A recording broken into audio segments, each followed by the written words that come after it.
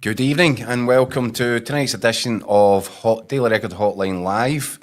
Myself, Keith Jackson, here in Daily Record HQ, and I'm delighted to say, I'm trying to copy Daniel Caw's presenting skills there. Delighted to be joined all the way from Aberdeen by Daily Record Scott Burns. Scott, how are you, mate? I'm good, thank you. I appreciate the warm welcome. Yeah, well, yeah. Listen, I've learned from the master, young Daniel, so I'm delighted to express my excitement levels. Now I know you're lying when you said that. Yeah, well, you're right. Yeah, as a lie. Do you know what, Burnsy? I am frazzled, mate. I have had a monumental day today, and I'm just about at the end. I seriously am at the end of my tether. Now, if at any point over the next half hour or so I actually collapse at the seat, you just take it from there, right? I'm sure you can find a way of filling some dead air space. You want me to end the hotline live? As I go out, so might the show. So there we go, Burnsy. Anyway, the reason, Scott, that I've had such a busy day today is I was down earlier on this morning. I actually used to play football for Pollok United amateurs, and I'll tell you what, it wasn't at a complex like the one I was at earlier on today, where SFA Chief Executive Ian Maxwell and SFA Chairman Mike Mulroney were there to announce, and we'll talk about this because I think it's worthy and it's important to announce a new £50 million fundraising package for grassroots football across Scotland. And it's really important because I think there's a lot of parents out there that will be interested to hear about, you know, what the plans are for grassroots, and it's worthy. So we will discuss that. But as is always the case in events such like this, Burnsy, you know fine well that you go there as a journalist to say, oh yes, we're very interested in this. However, we do have one or two other things that we'd like to discuss with you. And obviously it's been a tricky old week on the Hampden sixth floor, given the fallout from Sunday's League Cup final, given the VAR issues, given that there's been no sight in a wee Willie column. So, we had a lot to discuss with the men at the top end of the game. And, well, let's go, I'll go straight into it, Burnsy. Now, on VAR, there was an admission by both, but what I'm going to do is read to you some quotes from Ian Maxwell, which basically says, look, we're never going to get VAR right. You just need to accept it. He says, decisions will be wrong. That's a given. We'll eradicate them as much as we possibly can. VAR has done that in a vast majority of cases. There are always going to be one or two that will fall foul of that because there's people involved. And in anything that involves a person in any walk of life, there will be decisions made that don't go the way we want them to go or are incorrect. That's just part of human nature. This is the first time we've been asked this year about a VAR decision. That's because it's the first time you've turned up for anything, Maxie, but never mind. It's not always been that way. I think since Willie has come in, the transparency, the way he's dealt with things has been a breath of fresh air and made a real difference on and off the pitch. And we want to drive that forward. Since football began, people have been talking about refereeing decisions, and we'll talk about them forevermore. And that's part of the game. There will never be a point where there isn't a contentious decision because people disagree in decisions. That's the beauty of the sport. You get 20 football fans in a room, you'll get 25 different views on whether a decision was a foul or a foul was right or wrong. But we're never going to change that. Your thoughts on that, Burnsy? I mean, you could go in with 2 feet and say, well, this is ridiculous. The SFA are saying we're never going to get this right. Or you could be more inclined, like myself, to think, well, do you know what? It is common sense. We are never going to be in a position where 100% of these decisions are going to be guaranteed in every game. No, you're right. I mean, you 100%. You're never going to hit those rates. But you want to get as many decisions right as possible. But the other thing you've got to remember is the clubs have paid to bring in VAR. They're funding it, so they should be getting the best service possible. So for him to say, you know what I mean? So if that's the case, then what is the point of the clubs paying for VAR if they're not going to get the right outcome? Yeah, and I mean, a lot of clubs will think it's money down the drain. Okay, they might say, look, a lot of decisions will be right. The offsides, different things might be right, but if it comes to big ones like Sunday, with the penalty decision where it actually impacts whether you win a trophy or not. I mean, well, that's a huge decision.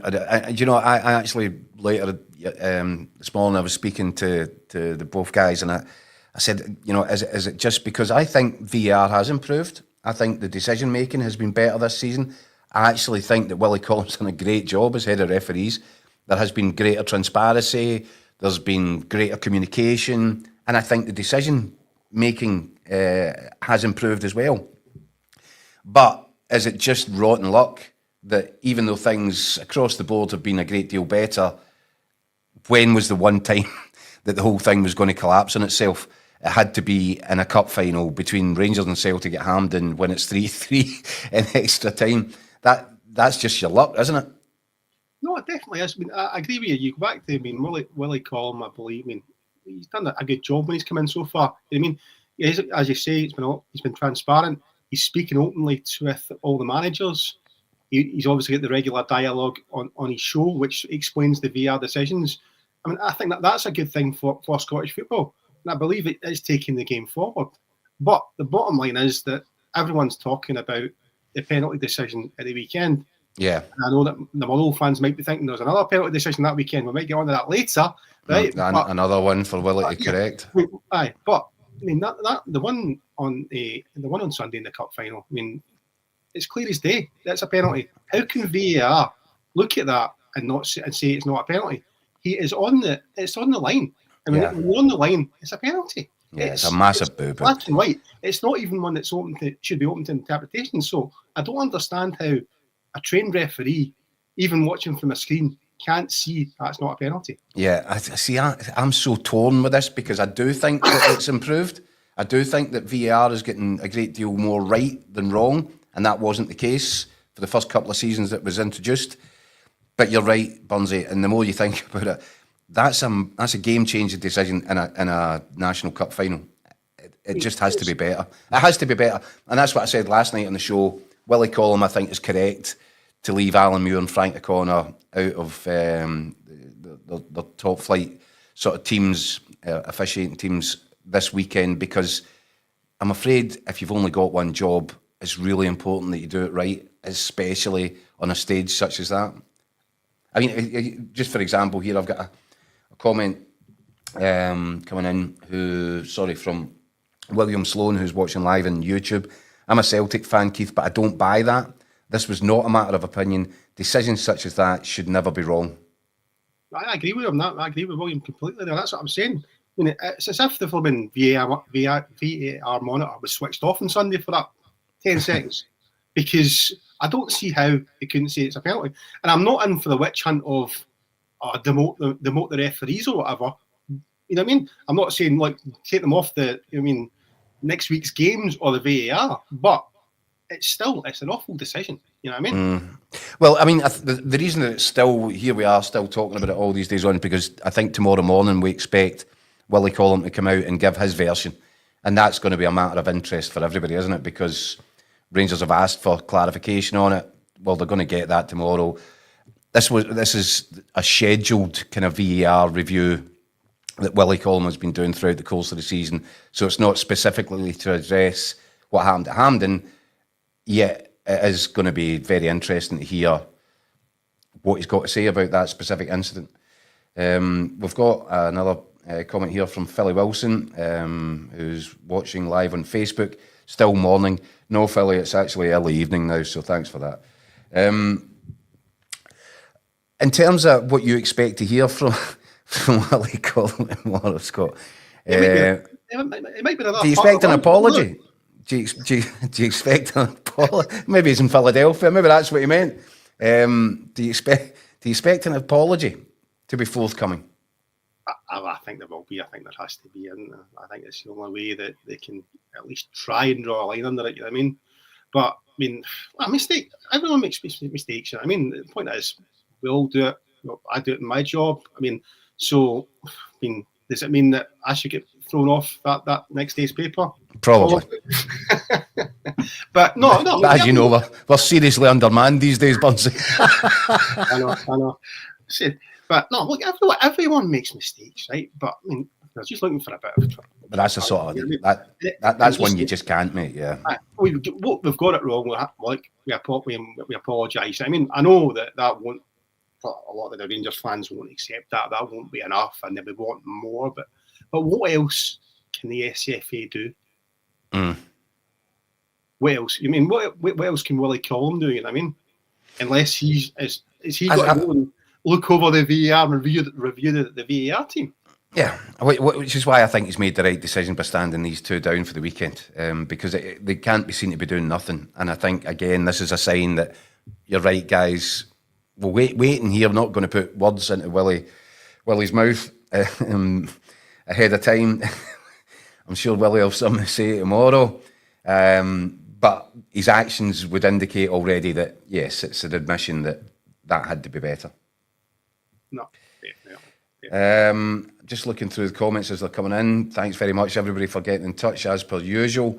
Obviously, I think some of the Celtic fans are enjoying the fact that this has, been a source of some concern for Rangers and their supporters over the last few days. Michael B, 1962, got in touch through YouTube. So the only way to resolve the refereeing issue is to bring in people who do not support either team. But why are you not highlighting the penalty per game Rangers had last season? I think it was a penalty per game, was it? I didn't cover a few other games, so I don't know. It was a few. Vintage Clips get in touch again, watching. I left the comment on YouTube. I'm not in Scotland and not a fan of either team, but these sour grapes really stink. Get a grip and accept the result. You lost, deal with it. Have they got a point, Burnsy? Are Rangers fans moaning too much about this one? These things happen. Look, these things happen all the time. I mean, Rangers, obviously, they've had a few grievances with referees in the past and I've gone very public on it. But I think other teams have had issues as well with refereeing, but haven't, been quite as upfront with it and, really, gone for the SFA and demanded answers, etc., and been as high profile. Other clubs haven't done that.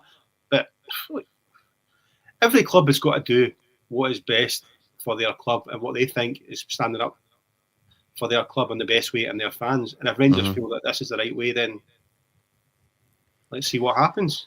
Yeah, I mean, that's something that we spoke about today as well, and even in last night's show. The concern, I think, Scott, I know you're all the way up in Aberdeen, but I'm sure that you've been able to feel the way the wind's been blowing from down here. It seems to have calmed. This kind of constant Rangers on war footing with the SFA seems to have calmed down a lot over the last 18 months, ever since John Bennett took over as chairman. In fact, relationships have grown a great deal warmer than they were. I'm a little bit concerned. I would hate to go back to that, where you felt like Rangers were complaining and issuing statements every 2 minutes about this, that and the next. Watching on from afar, I don't think it's healthy for Scottish football in general if the two of them are at loggerheads every week. Definitely not. So they're right to complain about this, but just don't make a habit of it? Is that... not right. That was a bad mistake. It's a costly mistake in terms of what way the cup final could have went. Celtic the penalty could have been awarded and Celtic might have still won the cup final. We don't know. That's true. We don't know what happened. Rangers might have scored it. They might have gone on to win the cup. We just don't know. We'd be second guessing. But what I would say is that Rangers, I think, have got it right. It was a big decision.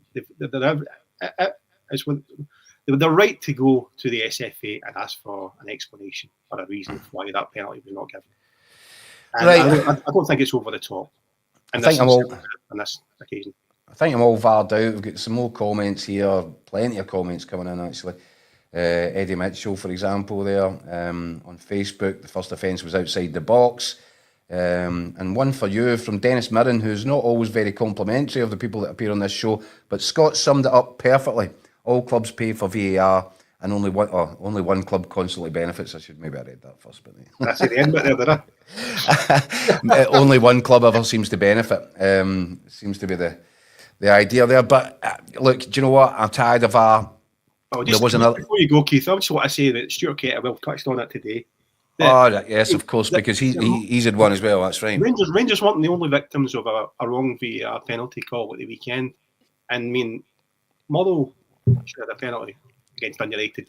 Willie Collins since spoken to Stuart Kettlewell and admitted that, and I'd expect that apology or the fact that call was wrong will probably be amongst the other ones in Willie's VAR review tomorrow. You know what I mean? But it's not just Rangers fans, so I'm sure that Motherwell fans feel equally aggrieved. Okay, Motherwell still won the game, but it's still a penalty that went against their team that they should have got. You know what I mean? Yeah. Yeah, it happens across the board. I think this is what I was trying to say. I think Willie Collum, the referees, they just got a little bit unlucky in terms of when that blooper was made, that particular one at Hampden when the world's watching, and it's one of the great Old Firm Cup finals in recent memory. It just had to happen at that point. It's just Scottish football, isn't it? But listen, one of the other things, one of the main talking points from today's meeting with Maxwell and Mike Mulroney, there's a lot of talk about the problems around that game, be that in the stands, be it in the city centre, the issues about bad behaviour, hooliganism, let's call it what it is, and the use of pyrotechnics inside the stadium. Now, Burnsy, it seems to me there's a determined effort here by the authorities to try and clamp down on this, to try and call it out, and to try and plead with, be it ultras or whatever fans groups, to leave them outside the stadium. My problem with that is the more the authorities ask for it, the less likely the fans will be to oblige. In fact, they'll be more likely, and I think we saw that again at the weekend. But Maxwell said this, and the reason I bring this up is because later in an interview with tomorrow's daily papers, Mike Mulroney went in with even more ferocity. It was a real two-footed, and it will need to be. The fans will need to read that to get a full picture of what Mike Mulroney is saying, and it's hard stuff. Didn't mess about. Maxwell was being a little bit more diplomatic when he said, obviously the disorder that we saw at the weekend is unacceptable. Primarily, we will talk about inside the stadium because that's the bit that we've got control over. We want to eradicate pyrotechnics from the game. We're now seeing kickoffs being delayed. We're now getting feedback from players about how much they're feeling it from the impact it's having on them. The vast majority of supporters don't want it in stadiums. We're seeing supporters have to leave the game early because of breathing difficulties that are brought on by the smoke. It's unacceptable. It's a worldwide football problem. It's not Scotland specific. Nobody's quite cracked how to deal with it yet, but it's incumbent upon ourselves, the SPFL, Scottish Government, Police Scotland, to work together to try and find a solution because it's on the increase and it's definitely unwelcome in Scottish football. We need to try and eradicate it. As I said, Mike Mulroney then goes on to speak a little bit more candidly about it, Scott, and guys will need to wait back home to see exactly what he said. I promise you it's interesting. But your general thoughts on that? I'm afraid, with regards to Ian Maxwell, with regards to Mike Mulroney, with regards to Neil Doncaster, with regards to clubs, with regards to government, with regards to police, all the words are hollow. Because none of them have done anything. They put statements out, but nothing that has actually been done by anyone to actually address the issue and tackle it. Nothing at all. It's getting worse. It's happening every time. All we're getting is statements, but until the clubs bring in strict liability and then the league can take action or the SFA can take action, then we're not going to go anywhere. Because the police, I mean, what are the police doing? You've seen the guys, the fans on both sides running about riot around Glasgow City Centre. It's an absolute joke, right? And I'm told that most of them, they weren't even lifted, they weren't even rounded out. They were basically shepherded up to Hampden. They weren't, I mean, and then they're filled in. They went to the stands, and then if they're not behaving in the streets, and then they're pushed up to Hampden, then you're just going to cause chaos in the stands. So the police are as bad. The government can't seem to get any legislation in to pass anything. So, I mean, there is legislation, though, isn't there? There's the fan banning order. They don't use it. They won't use it. When was the last? How many fan banning orders have you seen? And certainly, I think the stats are that there was 43 a couple of years ago, banning orders imposed. That fell to 20 the following year, and only 1 over the last 12 months. Yeah, but how many were At a time when behaviour inside and around stadiums is worsening. So those figures don't stack up. I don't think any of the authorities are doing nearly enough to try and tackle the problem. And until there is a uniformed approach, it's not going to change, because the fans currently, as they say, they're basically doing what they please in the stadiums. Okay, Celtic, Rangers, Motherwell have all been fined after the semi-finals. But apart from that, what else has happened? The fans, there's no deterrent to the fans. The fans I mean, they're doing it even more. You had fans on the pitch side at Hampden on Sunday. Yeah. You know what I mean? That's just going to be a copycat offence. If some fans will say, "Oh, Celtic fans got away with it. Next time, will Rangers fans try and do it? Will another club try and do it?" It's just going to get worse. And the football authorities are not tackling it. The clubs are not tackling it. Here's your question, Burnsy, right, that I asked them today. And this will be an interesting one. I think an interesting debate. And guys, you're free to join in. Please do.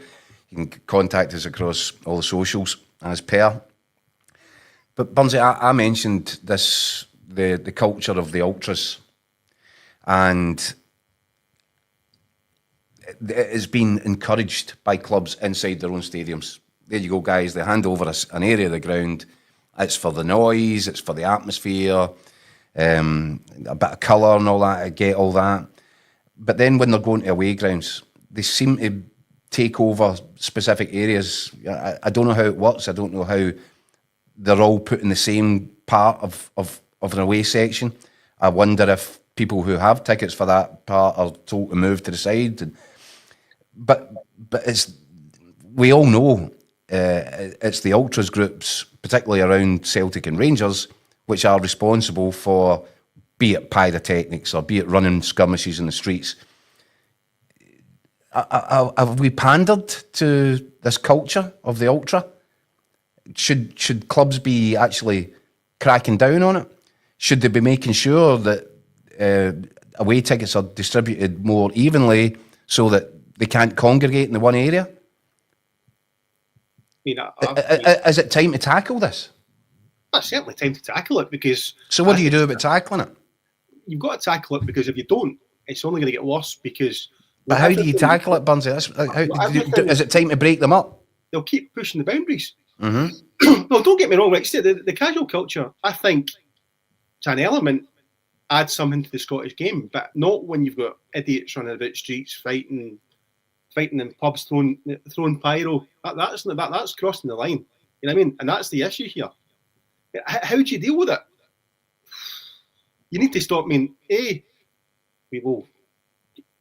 you probably need to stop giving out tickets to fans groups, whether it's, you know what I mean, the ultras groups. If they're known to be the ones setting off pyro, if that's the sections it's coming from. Well, as we know that, right? I mean, let's not beat around the bush. We know it is. Then teams should be taking a stance, and I know that Celtic have done it in the past, the Green Brigade, and I think they've really got to clamp down. Either that, or they've got to close the sections.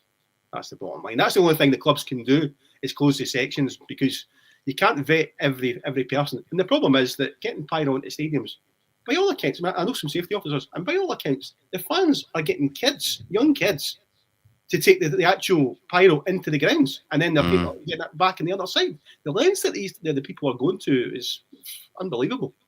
Yeah.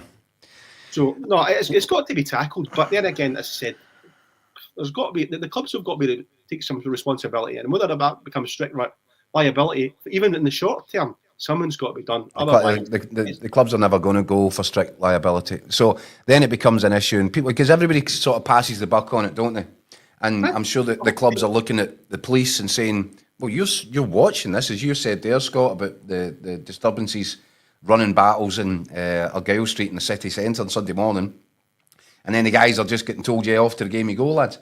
So there's an element there, should the police be doing more? But I know what the police response will be, especially in a stadium situation. I'm not entirely sure about in a city centre, but in a stadium, they feel that in a heightened situation, if one of their guys goes in to lift somebody from the crowd, it could provoke a response and a bigger incident occurs involving more people and it becomes a more serious incident.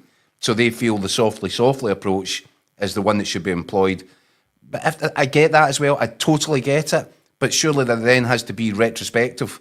Right, we know who that was, we've identified them. So a couple of days later, they've got a chap at the door. If you don't want to deal with it inside a stadium because it might make the situation more volatile, then why are you not dealing with it 2 days later? 3 days later? Why the same guys still doing the same things at the next ground? You're right with regards to that, because you can't have fun. You can't have like police or stewards get into. I mean, because it incite problems. But there's no reason why with CCTV you can't single out the people involved. Those people who bought tickets, surely, you know what I mean? It's easy enough to find out, you know what I mean? And that's the only way you start banning people. Mm-hmm. A message here coming in from Dougie Liddle on Facebook. No, Celtic haven't passed the buck. We've banned our ultra groups and the police need to do more to separate two large groups of people in the city centre. Yeah, that's true. That's true, Celtic. And by the way, Rangers, I think, have had fallouts with their ultras as well. But as much as they fall out with them 1 week and ban them the next, they seem to fall in back again all very quickly. And then the pandering begins again. You're either serious about dealing with this or you're not. It's interesting, Scott, that I find what UEFA did by saying, right, well, that's it. If you do this again, then you're not getting any away tickets for the next game. And Celtic's support seemed to knock it in the head after that. And the thought of maybe a ban coming for the sections of Celtic Park in the later stages of the Champions League. So is it time for our guys to be adopting that more kind of front-footed philosophy that UEFA have? Just say, look, you do this, guys, you're not getting any tickets for the next one. It would be good to see, but unfortunately, finances dictating Scottish football, you know what I mean? And I don't This is the problem, isn't it? I don't think many of the other teams in the Scottish Premiership could afford to ban Rangers or Celtic fans from the away games when they travel to the other grounds.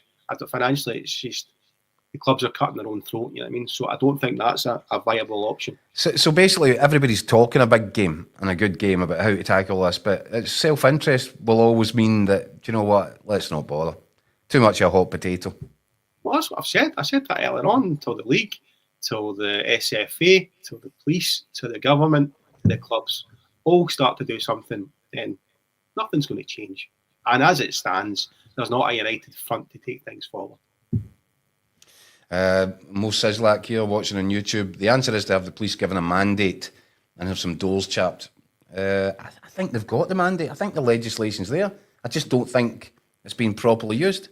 And I think that must be a source of frustration for anyone who really does want this situation to be addressed. I know some safety officers, and I'm not sure that legislation is in place to do what they actually want, what the clubs want. And now they're looking for change, and they're looking to try and change the government rule book, and there's been discussions with that. Mm-hmm. Right, okay, well, we'll see. And by the way, this is just to whet your appetite. Mike Mulroney's comments are pretty explosive, and they'll be in tomorrow's paper and online from later tonight, which I'm sure will cause a further reaction. And all this coming about when the SFA put themselves up for a good news story, Scott, which, I think is interesting right across the board as well. An announcement today, pitching in, they've called it, imaginatively titled, and what they're basically trying to achieve is raise £50 million over the next 5 years and then pump it back into grassroots facilities up and down the country. And that is good news. I mean, okay, they've started, the SFA began it today by putting up £5 million of their own. I think they're looking for business and government backing throughout the course. But I see the sense in it, Scott. It's to regenerate some facilities that maybe are a bit run down to make it a more pleasant place to be, to improve the standard of some of the 3G pitches that are down. I think 75 in total, and then to lay, I think, 40 or 50 new 3G pitches across the country. That is a good news story. It's got to be considered that, hasn't it? Definitely. Anything that improves our game from the grassroots level has got to be applauded, you know what I mean? And hopefully the SFA can hit that 50 million mark and even get beyond it, because the problem, it's good, any investment, and it's it seems a big figure, doesn't it? But it probably hardly touches the sides into what the investment is actually needed at grassroots level, you know what I mean? I know, for example, up here in Aberdeen, I think, off the top of my head, I think there's only one outside AstroTurf pitch that's not like sort of club owned, etc. Yeah. So that's one facility. There's one. And I bet you it's gated and padlocked. Gated and padlocked, and the lights are off after 5 o'clock at night. No. Yeah.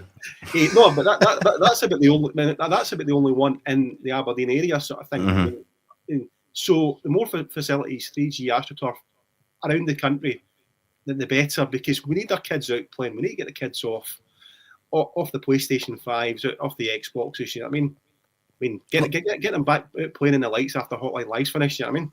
Well, exactly. Let them come in, have their tea, listen to this, and then go out and play football. That's exactly what they should be doing. But I think that it's a kind of two-pronged strategy that the SFA are employing here. They know that raising the money is going to be difficult, but they've laid it down. They've laid it out. This is what they're trying to achieve. But I think the sort of thinking behind it is, well, the more pitches you have, the more games you play, the more kids are playing football, the more likely you are at the end of the day to find somebody performing at Hampden in a dark blue shirt at some point in the next 10, 15 years. And that's at the elite level, but also the kind of wider social aspect of it is, this is good for people's health. Yes, we want people to play football, even if they don't have any chance of turning professional at the end of the day. We want them to go out and enjoy the sport. And I think on both levels, that's good messaging. Oh, definitely. It's brilliant messaging. Because, if you look at Scotland, certainly now, certainly when I was younger, the amount of grass pitches round about, there was loads of them. We didn't need a pitch, though, did we? You could just play in any bit of grass you could find, but days have changed. Yeah. No, but like grass and that, there was always loads of pitches, but you see them every other week. They're disappearing. They're building shops. They're building different things on it. You're losing so many pitches. For example, up here in Aberdeen, the set of pitches has been sold to a local cricket ground. And another set of council pitches. Cricket's a real hotbed up in Aberdeen, isn't it? Obviously. You're sticky wicket with that comment there, Keith. And then you've got your. There was another set of council pitches in Aberdeen which have been sold to a boys' club. Mm-hmm. So in terms of local council pitches, they're limited. You know what I mean? Mm-hmm. And that's where this money will come in handy to try and keep pitches, improve pitches, and get more people playing, because that's the bottom line. It's a national game. It's a people's game. All right, now, it'd be remiss of me not to check in with any transfer news with you, Burnsy, before we go tonight. What's circulating? There's a bit of pyro up for sale. By the way, the SFA are selling them for £50 a pack to try and raise the 50 million for the pitches. Maxie's got a van out the back of Hampden. No, in terms of the transfer market, things starting to pick up towards the opening of the window? I think you will see in the next. I think two teams are starting to gear up. You know what I mean? Celtic, what does Celtic need? I'm told that a left winger seems to be a priority for this window. But it doesn't look like they need that much as it stands, because their squad looks quite strong in most areas, doesn't it? Yeah, a left winger. Yep. I was obviously one that, obviously they've got my header there, haven't they? But yeah, they're looking to try. But saying that, they need backup for them. Celtic play, you know what I mean?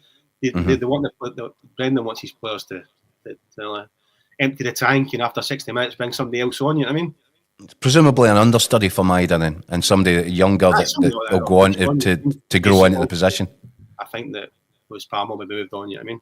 So, yeah, I think his days are numbered. That seems to be their priority, as a left winger. So, and then Rangers is an interesting one as well. They've certainly made progress in recent weeks in terms of results. You know what I mean? Obviously, they lost the cup final, but they seem to be gelling a bit better as a team. But Cyril Dessers is the big question mark, Scott. And I said yesterday, if somebody comes along from League One with a big bag of euros for Cyril Dessers, it will feel like a visit from Santa Claus for Rangers. You've been across this. Give us the latest. Well, the St Etienne link, basically, it's got quite a bit. It's quite a bit to go before they even decide if they're going to firm up any interest. The problem, obviously, is that St Etienne don't have a head coach. They fired the head coach last weekend. Because he suggested he wanted to sign Cyril Dessers. No. The SK brand manager, Eric Hotline, seems to be the favourite for that one. So, St Etienne need to get a new coach in place before they can start signing players. And B, they are currently, I think, third bottom of League One. They face a real fight to stay in the top flight. And by all accounts, I'm not sure if they would have the finance to buy Cyril Dessers and also cover his wages. But see, that sounds like the situation Rangers face in the summer, doesn't it? Where they've got a guy, they've put him on a massive big contract, and they might have to cut their losses by paying him off, and that's why they raised such a paltry amount in the summer transfer window, wasn't it? Well, that's the thing, you know what I mean? But Philip Clement needs to raise funds to bring in more players in January, and that it might be the case that them can accept just to free up the wages. But if he's not going to play every week, then you'd be as well try to free up the wages and bring others in, because as it stands, he certainly doesn't. But that's the thing with this one. But that's the thing with this one, Scott. I don't know if you're freeing up wages. You're actually giving them all to Dessers just to make them go. Yeah, well, yes, that brings the yeah. Yeah, depending if it's a loan deal and then how much the wages they're covering. You know what I mean? Because two deals in the summer, well, Rangers are still covering a big chunk of the wages. You know what I mean? At that point, for me, and I know Cyril Dessers, Rangers fans, I would still keep him because I still think he'd score goals. You know what I mean? Okay, he misses some big chances, but he'll still score your goals. And if you can't get any better in, then surely you persevere. You can't. It's one of the ones where I don't think Rangers can afford to freeze Cyril Dessers out, if you know what I mean, to try and force him into a move like they've done with other players. And then Danilo gets another injury and you're back to square one with no options. Yeah. Right, okay. Well, we'll keep an eye on it, Scott, and you'll keep us informed every step of the way. We know that. Guys, Scott, thanks for joining us. Come back tomorrow night ahead of Hearts' final game in the Conference League. And we'll see what else has come up over the course of the day. And I am positive that we'll be discussing Mike Mulroney's comments from today's press conference, which should become public knowledge a little bit later on over the next couple of hours or so. Thanks very much again, folks. Thanks, Scott. Cheers.